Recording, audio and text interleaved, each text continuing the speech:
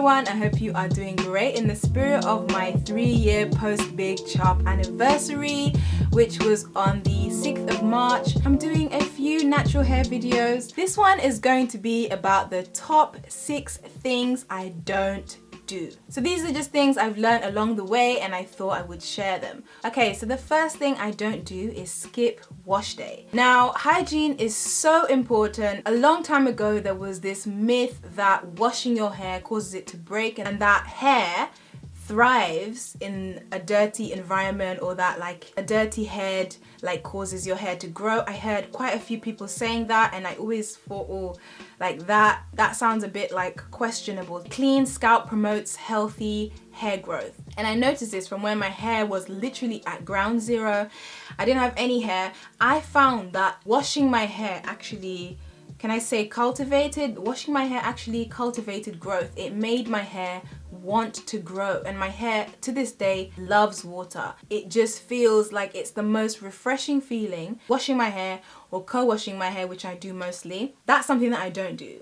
Skipping wash day for long periods of time. I've kind of got my go-to hairstyle down. Obviously, I'm still trying to experiment here and there, but wash day is essential. Get the idea in of a nice clean scalp, promoting healthy hair growth, and plus your head and your hair is gonna smell super fresh and everybody's gonna want to give you a hug. Okay, so the second thing I don't do is comb my hair. Now, that doesn't mean that I don't comb it completely. The comb that I use is really wide so it doesn't like break and aggravate my hair. When I do use it, it's on the very rare occasion. It's when my hair is wet, when I know that the comb can easily slip through. This is the comb that I've had for a few years and I absolutely love it. I have other combs for when I do braiding, but I barely reach for them. This is my holy grail comb and it does the job. So if you are using a thin comb, try to switch over to a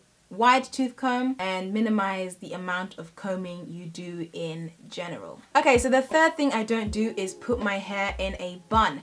Now, this may be more of a personal thing, but I find when I put my hair in a bun, my edges feel strained, and that's why a lot of the time you see me with this hairstyle, because it literally just holds my hair in place and then I tuck everything around and under, and that creates a hairstyle. As much as I love the look of a bun, I just find it way too taxing on my edges, so I don't do that. I don't put my hair in a bun. The fourth thing I don't do is use heat. I used to use heat all the time and I'm a regular hair washer. All the time I would have my hair dryer and that is literally how I would dry my hair. But when I discovered the whole art of twisting and letting it dry while twisted, I never went back. I just wondered, why was I using a hairdryer all this time? Why was I using a hairdryer? It broke my hair so much. I used to have so many split ends, uncountable split ends. You can get permanent heat damage just by using heat on your hair one time without the proper heat protectant, and I never really used to use a heat protectant. Sometimes I would use it, sometimes I would not. Nowadays I just avoid it. I did blow out my hair back in October when I did that trim because I wanted to see how long my hair is, and I will probably insert a picture just to show you how long my hair got. It felt quite nice when I put it up, but it was nice to just see how big like my afro was. I just wanted to dry my hair then. Oh,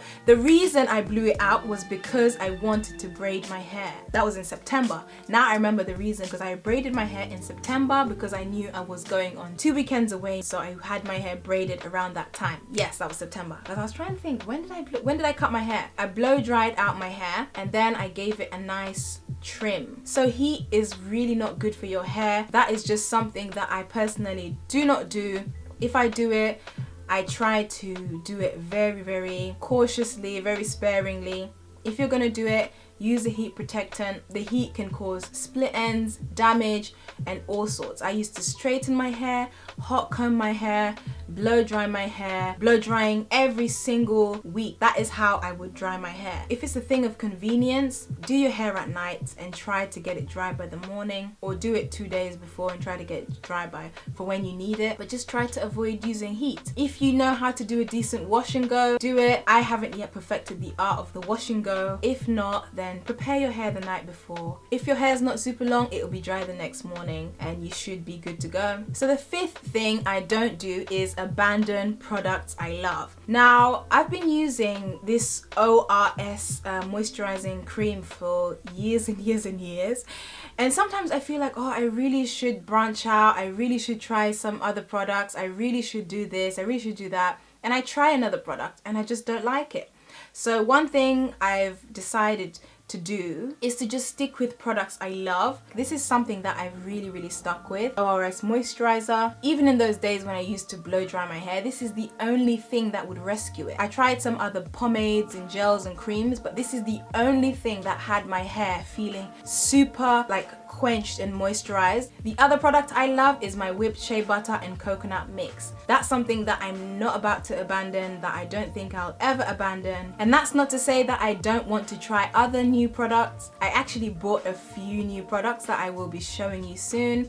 Hopefully I will love them enough to be able to recommend them. Okay, so the sixth thing I don't do to my natural hair is braid with extensions.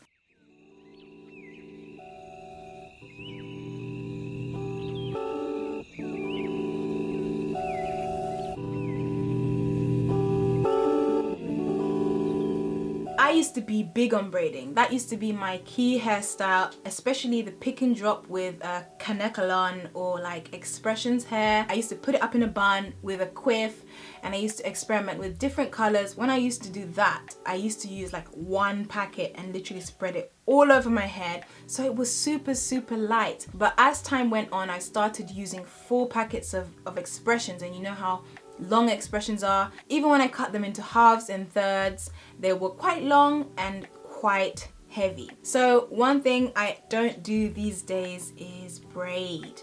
I think last year I braided my hair twice. Once in September with those chunky braids. I was just so desperate for something different. If I didn't do those braids, you wouldn't be seeing this hair on my head right now. I would have cut it off. And the second time I braided my hair, that was when I went to Uganda in December. I just wanted something completely wacky, different, and so I got my hair braided with grey silver braids, and I absolutely loved those braids. But they didn't come without a small price. A couple of them came out of the side. That's why you see I have a little bit of a patchiness on the sides. Like, it took out a few from my edges and caused the follicles to come a bit loose. As much as I do like the way they look on other people, I try to avoid them because I know how much of a strain they are. Those braids were particularly quite thin. Some people say thin braids are better for your edges. Some people say thicker braids are better for your edges. I don't know. I think they're all the same. Those have been my 6 top things I don't do to my natural hair. Let me know what you don't do to your natural hair, what you swear by, and my next video will be on 6 top things I do. So look out for that one. Thank you so much for watching, and I will see you in my next video. Bye.